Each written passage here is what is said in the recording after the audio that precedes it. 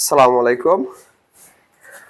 আজ আমি তোমাদেরকে পঞ্চম শ্রেণীর 22 পৃষ্ঠা 22 এটা দেখাবো। পৃষ্ঠা 22। তাহলে আমাদের প্রথমে শিখবো আমরা গাণিতিক বাক্য। গাণিতিক বাক্য। তাহলে গাণিতিক বাক্য কাকে বলে?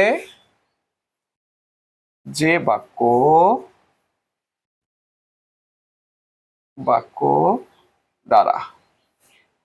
দ্বারা সত্য বা মিথ্যা বোঝা যায়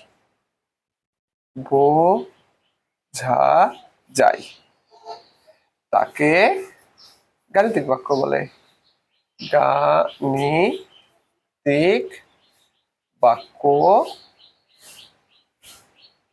বলে। তাহলে কি, যে বাক্য দ্বারা সত্য বা মিথ্যা বোঝা যায় তাকে গাণিতিক বাক্য বলে।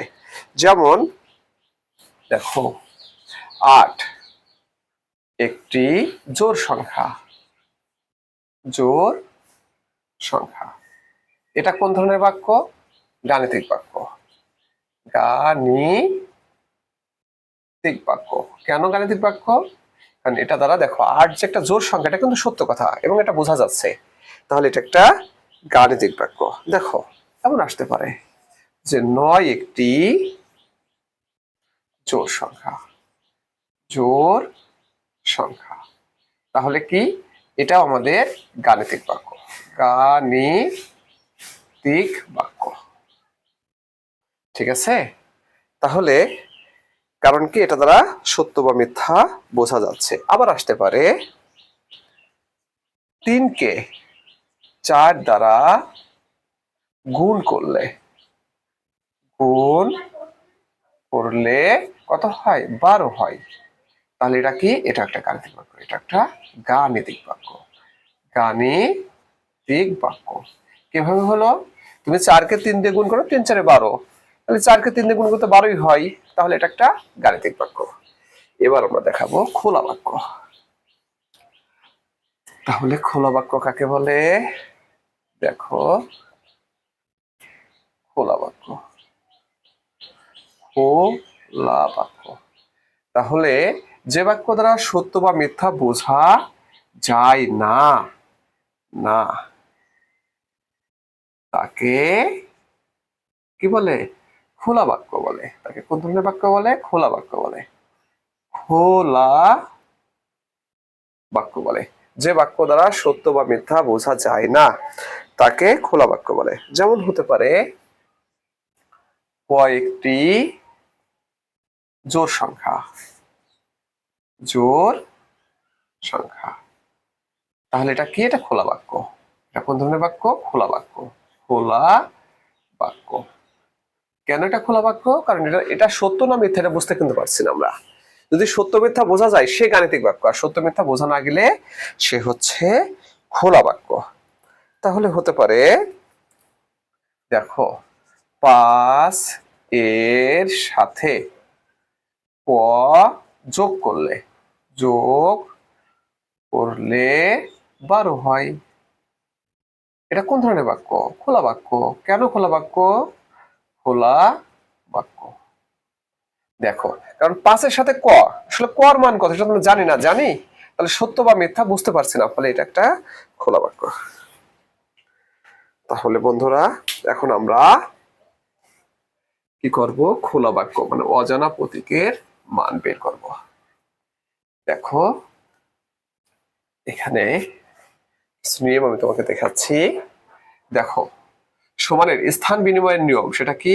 যোগ যদি স্থান বিনিময় করে, তার মানে স্থান বিনিময় সে বিয়োগ হয়।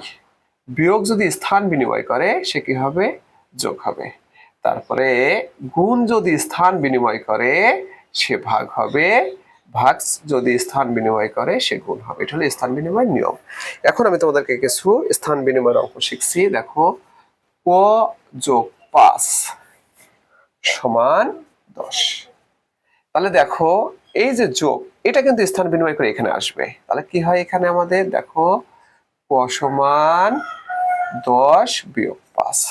তাহলে অতএব ক সমান কত? 5।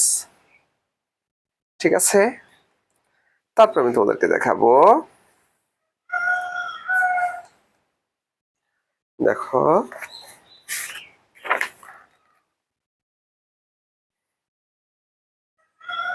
ক বিয়োগ 4 সমান কত? 18। দেখো স্থান বিনিময় করলে কি হবে? বিয়োগ যদি স্থান বিনিময় করে সে কি হবে? যোগ হয়ে যাবে। এটা কিন্তু স্থান বিনিময় করে এখানে আসবে। তো কিভাবে লেখা যায় এটা? বা ক সমান কত হবে? 18 যোগ 4। অতএব ক সমান কত? 22। ঠিক আছে, তাহলে আমরা বিয়োগ। এখন দেখো একটা গুণের স্থান বিনিময় দেখে আমরা কেমন হতে পারে। 8 গুণন ক সমান কত হয়? 32। তাহলে কি লেখা যায়? বা ক সমান কি হবে? 32 ভাগ 8। অতএব ক সমান কত? 4। এই যে গুণ গেলে কি হয়? ভাগ হয়ে যায়। তাহলে দেখো আরেকটু দেখাচ্ছি তোমাদেরকে। দেখো ক ভাগ 9 সমান কত? 3। বা ক সমান কত হবে? 3 গুণন 9। অতএব ক সমান কত? 3 9 27। এভাবে আমরা অজানা প্রতীকের মান বের করতে পারি। তাহলে দেখো আরেকটি সমাধান দেখাচ্ছি। 3 গুণন 5 যোগ ক সমান 18। দেখো এখানে কিন্তু দুটার কাজ, একটা হলো গুণ, একটা হচ্ছে যোগের কাজ। তাহলে আমাদের কি কাজ করতে হবে? প্রথমে যে কোনো একটা অংশের কাজ করতে হবে, পরে যে আমরা আরেকটা অংশের কাজ করব। প্রথমে আমাদের কি আছে? গুণ আছে। গুণকে আমরা স্থান বিনিময় করবো, অর্থাৎ সমানের এই পাশে পাঠাবো। তাহলে কি হবে? বা 5 যোগ ক সমান 18 ভাগ 3। বা 5 যোগ ক সমান কত? 6। তাহলে যোগ গেলে কি হবে? বিয়োগ হয়ে যাবে এখন। বা ক সমান 6 বিয়োগ 5। অতএব ক সমান কত? 1। ঠিক আছে, এভাবে আমরা অজানা প্রতীকের মান বের করতে পারি, অথবা ক এর মান। তাহলে দেখো 5 ভাগ ক, ক ভাগ 5 গুণন 4 সমান 28। দেখো বা ক ভাগ 5 সমান 28 ভাগ 4। ঠিক আছে, বা কেন? গুণ যদি সমানের এই পাশে আসে, অর্থাৎ স্থান বিনিময় করে, সে কি হবে? ভাগ হয়ে যাবে। ক ভাগ 5 সমান কত? 4 সাথে 28, ভাগ করে ভাগফল পেয়েছি। বা ক সমান কত? 7 গুণন 5। তাহলে অতএব ক সমান কত? 35। তাহলে বন্ধুরা দেখো, এখন আমি তোমাদেরকে দুটি অঙ্ক দেখাবো। এ ব্যাপারে খুবই সতর্ক থাকবা। সেটা কোনটা? দেখো 48 বিয়োগ ক সমান 23। দেখো কি বলছি, যদি কর আগে, মানে কর আগে বা অজানা প্রতীকের আগে যদি বিয়োগ, এই বিয়োগ অথবা ভাগ, দেখো এই বিয়োগ আর এই ভাগ যদি থাকে কখন? অজানা প্রতীকের আগে, তাহলে তারা স্থান বিনিময় যখন করবে তখন কি হবে? এই তোমার চিহ্নের কোনো পরিবর্তন হবে না। কখন? দেখো যদি এরকম থাকে বিয়োগ ক অথবা ভাগ ক, তাহলে কি হবে? এটা যখন স্থান বিনিময় করবে এই চিহ্নের কোনো পরিবর্তন হবে না। কখন? শুধুমাত্র শুধুমাত্র অজানা প্রতীকের আগে যদি বিয়োগ অথবা ভাগ থাকে, শুধু এই ক্ষেত্রে, অন্য কখনোই কিন্তু না। তাহলে আমাকে লিখতে পারি বা, দেখো ক সমান কি হবে? 48 বিয়োগ 23।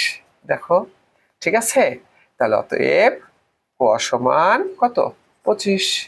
দেখো এটা কিন্তু খুব সতর্কতার সাথে মনে রাখতে হবে। কি মনে রাখতে হবে? যে যদি অজানা প্রতীকের আগে বিয়োগ অথবা ভাগ থাকে, তাহলে স্থান পরিবর্তনের ফলে কি হবে? চিহ্নের কোনো পরিবর্তন হবে না। দেখো আরেকটা দেখাচ্ছে তোমাকে। 72 ভাগ ক সমান কত? 6। তাহলে কি লিখবো আমরা? বা ক সমান কি হবে? 72 ভাগ 6। অতএব ক সমান 12। ক সমান কত হয়? 12। তাহলে এবার আমি তোমাদেরকে দেখাবো হচ্ছে 23 পৃষ্ঠা। দেখো পৃষ্ঠা 23, পৃষ্ঠা 23 তোমরা একটু লক্ষ্য করলে দেখতে পাবে যে এখানে একটা অঙ্ক দেওয়া আছে, তোমাদেরকে দেখাচ্ছি।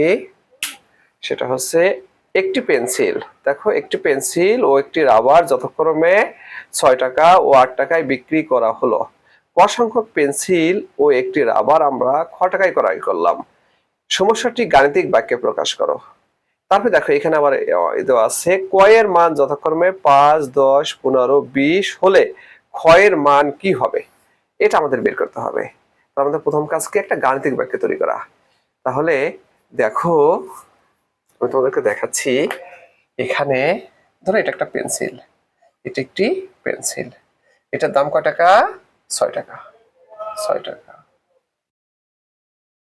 আর এটা একটি রাবার, মনে করো এটা একটা রাবার, এটার দাম কয় টাকা, 8 টাকা।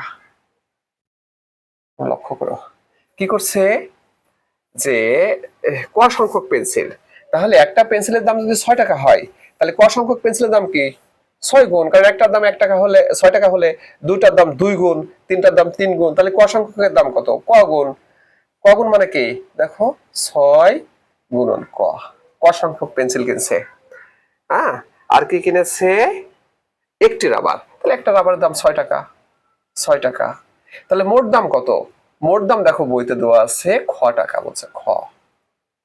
ঠিক আছে, এটা হচ্ছে আমাদের গাণিতিক বাক্য। এটাকে আমরা একটু এভাবে লিখতে পারি, কিভাবে, স্থান বিনিময় করে। আমরা জানি গণিতের একটা নিয়ম আছে, সেটা কি, এই ডান পাশের সবাই বাম পাশে আসতে পারে এবং বাম পাশের সবাই ডান পাশে যেতে পারে। তাহলে কেন, আমরা বুঝতে পারবো পরে, একটু সহজ করার জন্য। আমাদের 6 গুণন, দুঃখিত, রাবারের দাম তো 8 টাকা, এখানে 8 টাকা হবে, 6 গুণন ক যোগ 8। দেখো এভাবে আমরা সাজিয়ে লিখতে পারি। তাহলে সেই অঙ্কটি ক এর মান, দেখো বলছে ক এর মান 8, 10, 15, 20 হলে খ এর মান কত, তাই না? তাহলে আমরা বলতে পারি যে ক সমান কত, 5 হলে, 5 হলে ক সমান কত হবে, ক সমান 5 মানে কি, ক লেখাও যা 5 লেখাও যায়, তাহলে এই ক এর পরিবর্তে আমরা কিন্তু 5 লিখে দিতে পারি। দিলে আমরা যে খ এর মান পেয়ে যাবো, এটুক থেকে এটুক ব্যাখ্যা করলে বা বিশ্লেষণ করে আমরা খ এর মান পেয়ে যাবো। কত পাবো, 6 গুণন 5 যোগ 8 সমান 30 যোগ 8 সমান কত, 68। ওকে, দেখো ক সমান 5 হলে খ সমান 68। আবার বলছে ক সমান 10 হলে, ক সমান 10 হলে কি, খ সমান কত হবে, 6 গুণন 10। দেখো এই ক এর মান কত, 10, তাহলে ক এর পরিবর্তে আমি 10 লিখে দিতে পারি, যোগ 8 সমান 60 যোগ 8 সমান 68। ওকে, তাহলে আমরা পরের অংশটা দেখে নেই। দেখো কি বলছে, ক সমান 15 হলে খ সমান কত। তাহলে দেখো ক সমান 15 হলে খ সমান কত হবে, 6 গুণন 15 যোগ 8, 6 গুণন কত, 90, 90 যোগ 8 সমান 98। তাহলে দেখো এরপর কি, ক সমান 20 হলে খ সমান কত হবে, খ সমান হবে 6 গুণন 20। দেখো এই যে ক এর মান 20 যোগ 8 সমান 120 যোগ 8 সমান 128। ওকে বন্ধুরা, এভাবে আমরা এই সমস্যাটির সমাধান করতে পারি। তাহলে দেখো এই পৃষ্ঠায় আরো একটা অঙ্ক আছে, 23 পৃষ্ঠায়। কি বলছে, দেখো একদম নিচের দিকে আছে, এই যে কি বলছে, একটি বইয়ের ওজন 240 গ্রাম। হাকিম এরূপ কিছু বই ক্রয় করে সেগুলো 500 গ্রাম ওজনের একটি বাক্সে রাখলো।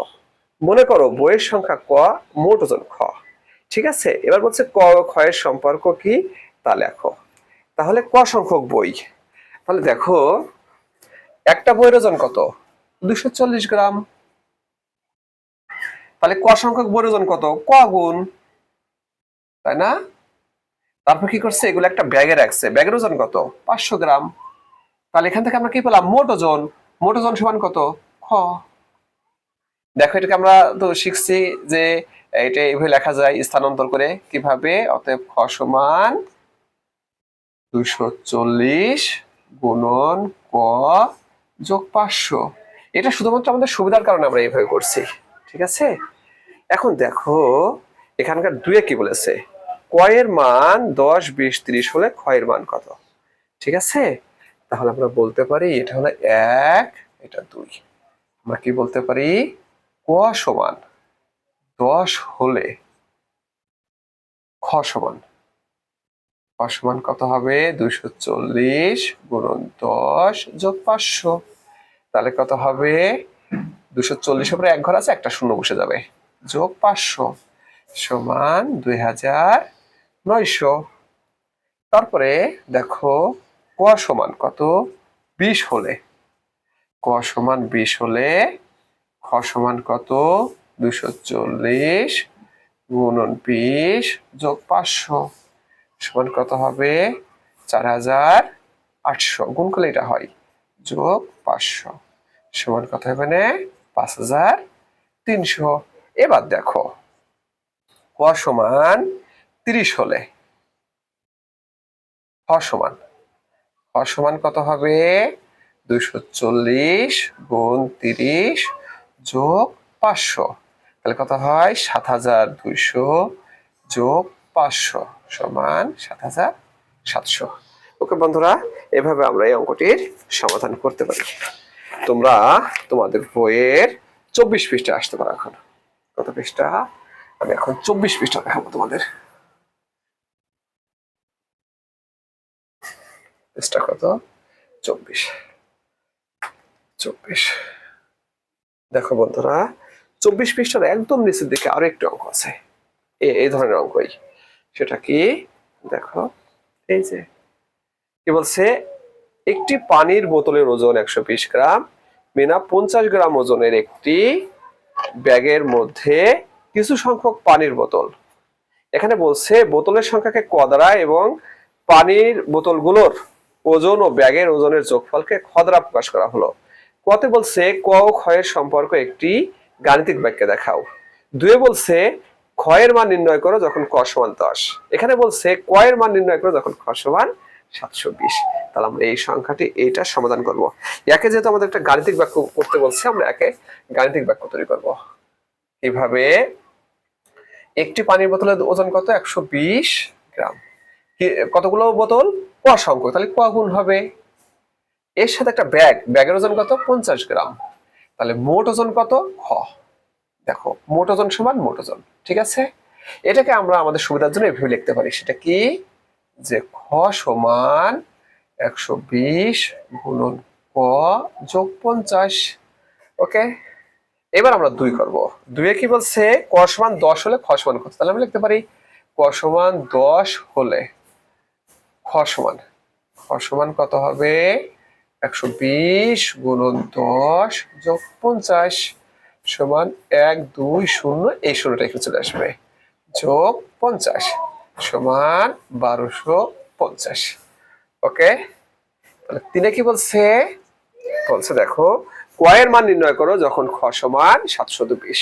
খ সমান কত? 720। তাহলে আমরা বলতে পারি খ সমান 720 না 770, দুঃখিত, 770 হলে দেখো এই খ এর মান কত? 770।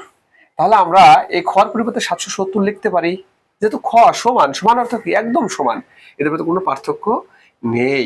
তাহলে আমরা লিখতে পারি 120 গুণন ক যোগ 50 সমান 770। দেখো বা 120 গুণ ক সমান 770 বিয়োগ 50, বা 120 গুণন ক সমান 720, বা ক সমান কত হবে? 720 ভাগ 120, অতএব ক সমান কত হয়? 6। ওকে বন্ধুরা, আমরা আরেকটা অঙ্ক দেখব সমাধান, সেটা হচ্ছে পৃষ্ঠা 25, অর্থাৎ অনুশীলনের পৃষ্ঠা কত? 25। 25-এর অঙ্কটা আমরা এখন করব। তাহলে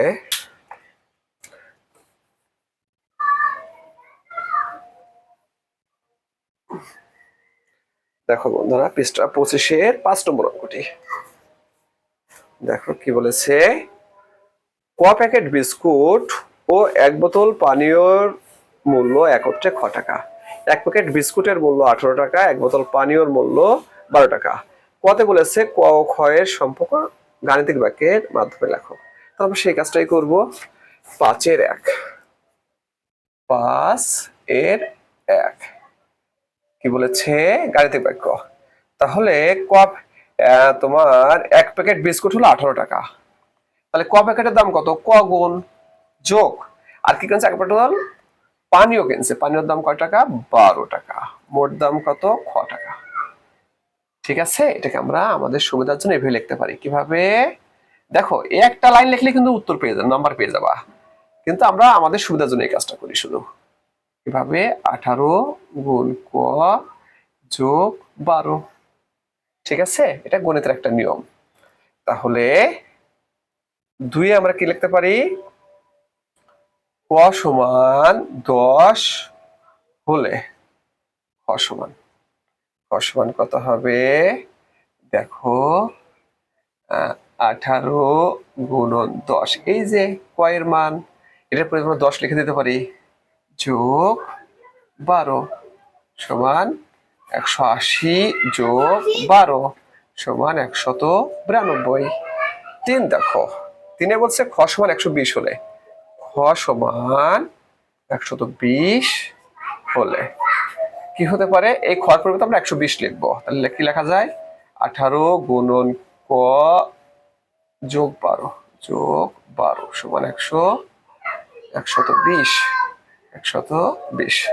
বা দেখো 18 গুণন ক সমান কত হবে? 120 বিয়োগ 12। আমরা প্রথমে 12-কে স্থানান্তরিত করেছি, আমরা স্থানান্তরের নিয়ম তো প্রথমেই শিখেছি আজকে, তাই না?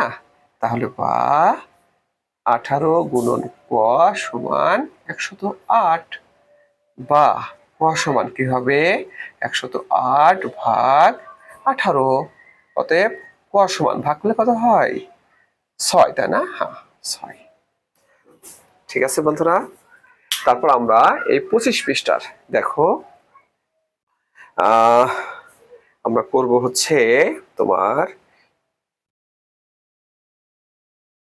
3 নম্বরটা করব। দেখো 3-এ কি বলেছে? বর্গাকৃতির কিছু কাগজ আছে যার একটি বাহুর দৈর্ঘ্য ক সেমি। তারপর এখানে একে বলেছে বর্গাকৃতি কাগজটির পরিসীমা কত।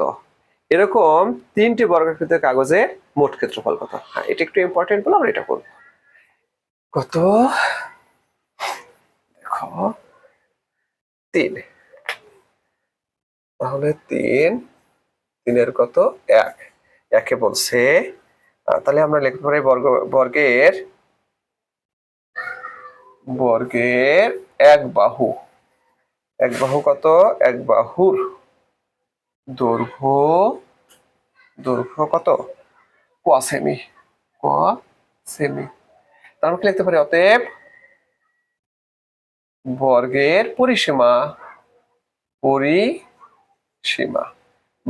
সমান কি? 4 গুণন এক বাহুর দৈর্ঘ্য। তাহলে কত? 4 গুণের এক বাহুর দৈর্ঘ্য কত? ক সেমি। তাহলে উত্তর কত হবে? 4 ক সেমি। ওকে, এরপরে 2 কি বলেছে? 2-এ বলেছে যে 4টি বর্গের ক্ষেত্রফল কত। তাহলে দেখো, একটি বর্গের ক্ষেত্রফল বা বর্গের ক্ষেত্রফল সমান কি? দেখো, বর্গেরই লিখলাম, বর্গের ক্ষেত্রফল সমান বাহু গুণ বাহু। বাহু গুণন বাহু। এক বাহু কত? ক। তাহলে কি হবে? ক গুণন ক, ক্ষেত্রফল কি হয়? বর্গ হয়ে যায়, বর্গ সেমি। ঠিক আছে? তাহলে ক আর ক গুণ করলে কি হয়? ক আর ক গুণ করলে ক স্কোয়ার হয়ে যায়, অর্থাৎ ক এর মাথার উপরে 2 বসবে। এটা হলো যে কোনো সংখ্যা গুণ করলে তার মাথার উপরে 2 চলে আসে, দুইবার গুণ করলে পারে। তাহলে ক আর ক গুণ করলে ক স্কোয়ার বর্গ সেমি। এখন দেখো প্রশ্ন বলেছে 3টি বর্গের ক্ষেত্রফল কত। তাহলে এটাতে একটি বর্গের ক্ষেত্রফল, তাহলে 3 বর্গের ক্ষেত্রফল কত হবে? তার 3 গুণ। লিখতে পারো অতএব 3টি বর্গের বর্গের ক্ষেত্রফল। ক্ষেত্রফল কত হবে? y স্কয়ার গুণ 3 বর্গ সেমি সমান 3y স্কয়ার বর্গ সেমি। ওকে বন্ধুরা, এবার আমি তোমাদেরকে দেখাবো 25 পৃষ্ঠার 4 নম্বর অঙ্কগুলো। এখানে গাণিতিক সমস্যাগুলোর মান বের করতে হবে। দেখো 4 নম্বরটা অঙ্ক। ঠিক আছে? তাহলে দেখো 4-এর 1 কি আছে আমাদের? 9 দুঃখিত, ক যোগ 9 সমান কত? 15। তাহলে কি হবে? বা ক সমান 15 বিয়োগ 9, অতএব ক সমান কত? 6। 2 নম্বরটা দেখো, ক বিয়োগ 12 সমান কত? 25, বা ক সমান কত হবে? 25 যোগ 12, অতএব ক সমান 37। তাহলে বিয়োগ করলে কি হয়? যোগ হয়। এবার আমি তোমাদের দেখাবো 3 নম্বরটা। 3 নম্বরে কি আছে? 2 গুণন ক সমান 22, বা ক সমান দেখো 22 ভাগ 2, অতএব ক সমান 11। ওকে, 4 নম্বর অঙ্কটা দেখো কি বলেছে? ক ভাগ 8 সমান 7, বা ক সমান কত হবে? 7 গুণন 8, অতএব ক সমান 56। ওকে ফ্রেন্ডস, এবার আমরা তোমাদেরকে দেখাবো হচ্ছে 4 নম্বর অঙ্কটি। 5 নম্বর। 5-এ কি বলেছে? দেখো 7 গুণন 8 যোগ ক সমান 63। দেখো এটা দুটো অংশ, কিন্তু একটা গুণ একটা বিয়োগ। তাহলে একবারে আমরা এক একটা অংশের কাজ করব। প্রথমে গুণের কাজ করব, বা 8 যোগ ক সমান 63 ভাগ 7, বা 8 যোগ ক সমান 9, বা ক সমান 9 বিয়োগ 8, অতএব ক সমান কত? 1। ওকে, এবার আমরা 6 নম্বর অঙ্কটি করব। দেখো 4-এর 6। 6 নম্বর অঙ্কটি করব। কি আছে? ক বিয়োগ 4 ভাগ 6 সমান 6। তাহলে দুটো অংশ, আমরা ভাগের কাজ আগে করব, বা ক বিয়োগ 4 সমান 6 গুণন 6, বা ক বিয়োগ 4 সমান 36, বা ক সমান 36 যোগ 4, অতএব ক সমান 40। তো বন্ধুরা, সবাইকে অনেক ধন্যবাদ।